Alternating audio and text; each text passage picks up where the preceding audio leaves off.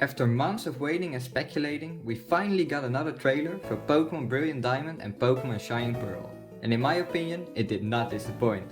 With a massive graphics update for the overworld as well as for the in-battle scenery, most of my worries around the art style of these games have been silenced. On top of this, my hopes for some new and refreshing features came true with the reveal of features like Pokémon following you, updated super contests, and an updated underground, now named the Grand Underground, full of new and exciting areas to explore, Pokémons to catch and bases to make. Well, I'm secretly hoping for a little bit more like Megas, a Delta episode and dare I say a Battle Frontier. I'm really excited for what we got so far. So what's a better way to celebrate than to closely examine this brand new trailer and get everything out of it we can. These are the details you might have missed in the new Brilliant Diamond and Shining Pearl trailer. The trailer starts off with an overview of Twin Leaf Town, showing that massive improvements have been made in the graphics department. Better lighting effects were added as well as a blur at the edge of the screen. Textures have been improved as well, giving the world a less plastic and more lively feeling. Overviews of different areas in the games confirm that these are Diamond and Pearl remakes, not Platinum remakes. Everything in the overworld matches the style and layout of the Diamond and Pearl games. From buildings like the Canalave Library and the house in the Florama Meadows, to the floor textures in different towns and cities, to minor details like the color of these poles behind the bridge in Canalave City. It's all Diamond and Pearl.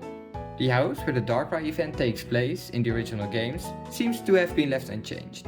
This, together with the appearance of the Gracidia Flower Girl in the first trailer, shows us that we will be able to get mythical Pokémon like Darkrai and Shaman in these games, probably as post-game content. It looks like the viewpoint of the camera will change during important NPC interactions and events, unlike in the original games, which of course had a forced top-down view because of the style of these games. Lucas doesn't wear a hat in this scene. Since this is very early in the game, we will probably be able to customize our character from the very beginning. Also, this sequence is the first shown event that was changed from Diamond and Pearl to Platinum, as in Platinum you get your starter in a different place. Later in the trailer, we also see a Cynthia interaction that was changed in Platinum, implying again that these are Diamond and Pearl remakes, not Platinum remakes. It looks like Puffins are returning, since we can see that the Puffin house is still in its original place in Hearthome City. Here, we see the first sign of HMUs returning. This tree right here needs to be cut down to gain access to the area behind it. Later in the trailer we also see some rock climb and rock smash spots. I'll get into some more detail later about why I think HMUs will be returning instead of other mechanics like secret techniques. Also, this route looks kinda shitty. The NPC that has lost the key to her suite returns. In the original games you have to find the key using a key item, the dowsing machine. This probably means that the dowsing machine will be making its return to the new version of these games. Here we see Dawn sinking into the mud in the Great Marsh. In this location to be exact. The Great Marsh being present in these games implies that we might see the Safari game return for the first time since Generation 4. It's also no surprise that the layout of the Great Marsh in these games follows that of the Great Marsh in Diamond and Pearl, not Platinum. BDSP clearly values bike safety, since you now get to wear a helmet while biking, unlike in the original games. A hiker NPC and his Ghastly can be seen standing right here. Both the NPC and his Ghastly are not present in the spot in the original games. At the time of this trailer, this is the only new NPC shown in BDSP that wasn't present in either Diamond and Pearl or Platinum. The grass type in this area has been changed from short grass to tall grass. In this part of the trailer, we see a Buizel approaching the player character, introducing following Pokémon. However, there are a few more things to notice. First of all, in Diamond and Pearl, Buizel is not catchable in the wild at this point into the game. This could mean that there are Pokémon added to the wild, at least in the earlier parts of the games. Secondly, in the original games, there's a trainer with two Pokémon named Lass Natalie, present right in this spot. But the trailer shows that this trainer got removed in BDSP. However, later in the trailer we see the player battling a trainer with two Pokémon named Lass Natalie, the exact trainer who seems to be missing right there. This again implies that some trainers might have been changed or moved. This route is the home of yet another changed trainer. This birdcatcher right here used to be an ace trainer in the original game.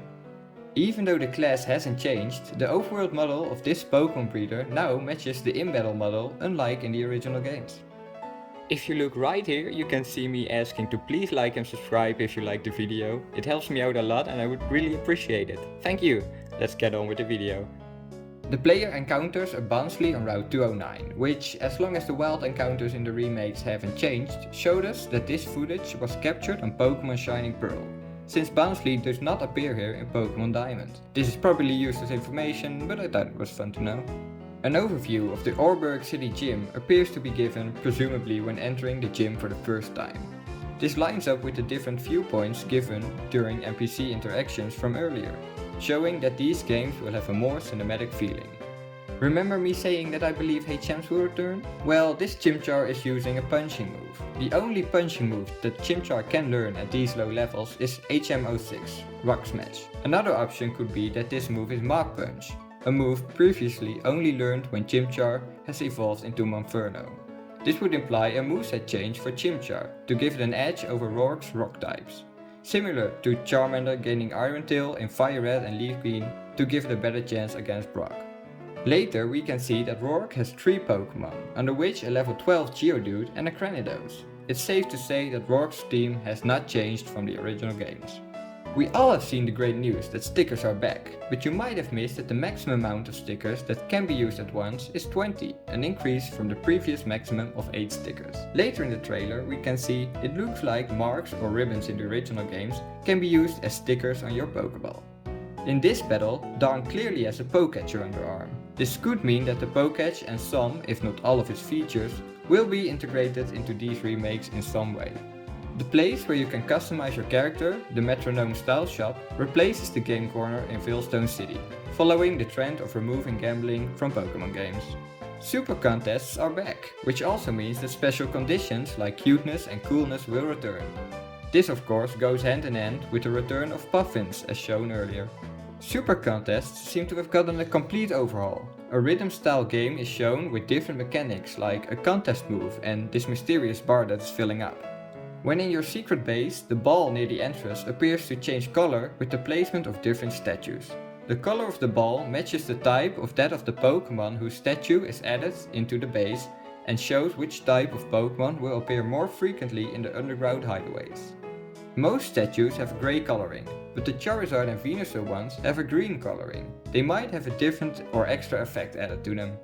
Speaking of Pokémon that are found in these hideaways, Scorpy and Croagunk used to be exclusive to the Great Marsh, and Munchlax used to be a 1% encounter exclusive to 5 random honey trees. It looks like these Pokémon will be more easily available in the remakes by using these hideaways. Houndoom and Sandred can also be seen in these hideaways. Both of these Pokémon used to be post-game exclusive, but it seems that they might be available more early this time around. The double battle shown right here takes place outside of the Team Galactic warehouse in Veilstone City. We know this because this is the only battle with the possibility of 2 Galactic runs sending out a Beautifly and a Dustox at the same time. It is also noticeable that this battle only takes place in Diamond and Pearl, and it was changed in Platinum. The text shown here is part of a PC entry readable from Cyrus's room. From here we can confirm that even Cyrus's room, late in the story, appears to be in the style of Diamond and Pearl. This Yanmega is interesting, because Yanmega does not appear in the wild in Diamond and Pearl. Neither does it appear in any trainer battles. Only in Platinum it appears in Elite Four Aaron's team. It also does not look like this Yanmega is from the underground hideouts, since the battle background is an open area above ground. This Yanmega looks like yet another hint that wild encounters will be switched up from the original games, making wild Yanmega catchable for the first time in Sinnoh. These grass patches on Mount Cornet now have snow on them. This is our first look at the battle interface. Here we can see the Pokéball menu. A little later we also get a look at the move interface. It looks like type effectiveness will no longer be shown as it was in Pokémon Sword and Shield. In the original games there's an NPC girl in front of the statue of Dialga and Palkia in Eterna City, talking about how the statue is from a Pokémon that lived long ago. She appears to be removed in the remakes, which is interesting to me since she doesn't seem that important. Why would they remove this one useless NPC? And finally, it looks like the player character is directly approaching the shrine in Celestic Town.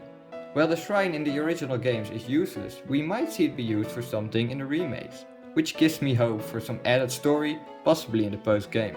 And with these hopes, we come to an end of the list of things you might have missed in the trailer for Pokémon Brilliant Diamond and Pokémon Shining Pearl. Have I missed any details that you have spotted? Please leave them in the comments below. Making this video has been a new experience for me, so I hope you enjoyed it. If you did and you want more videos like this, please leave a like. I'm planning to make more videos focused on BDSP and Legends Arceus in the future, so subscribe if that sounds interesting to you. But for now, have a great day and goodbye.